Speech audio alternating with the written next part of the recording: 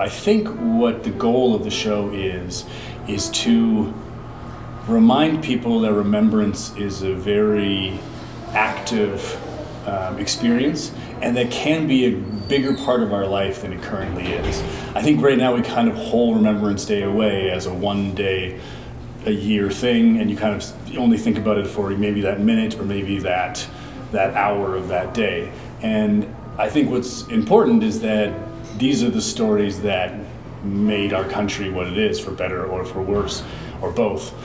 So it really is stuff to pay attention to. If people are looking for a profound Remembrance Day experience, that's what we're trying to offer. Vimy Ridge is an interesting battle, mainly because it is so famous in Canada. When I did all of the research, you start unearthing stories, some mythology. I wanted to separate myth and story from fact. So what we are taught about Vimy, how much of it is true, how much of it is, just kind of been lost to history, how much of it is just blatantly untrue. Ridge was supposed to be just a storytelling show, just myself talking about World War I. And I quickly discovered that's not going to be very palatable to people because it's a lot of hard facts and devastating circumstances.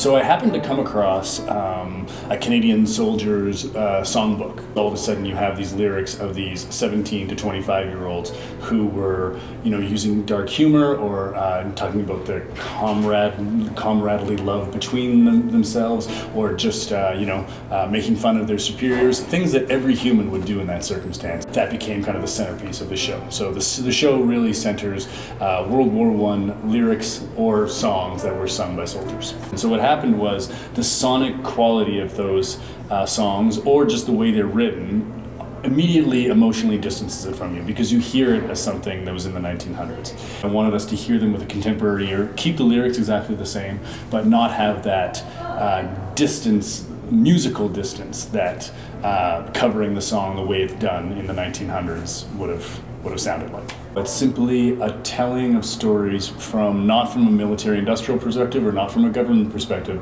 but just from the perspective of soldiers who fought.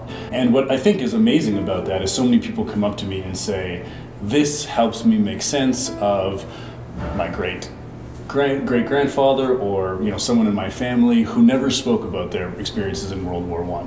And then when Ridge shows you kind of what they went through, it's very eye-opening for people, being like, yes, how could you ever describe that to people? No wonder people didn't talk about it very often.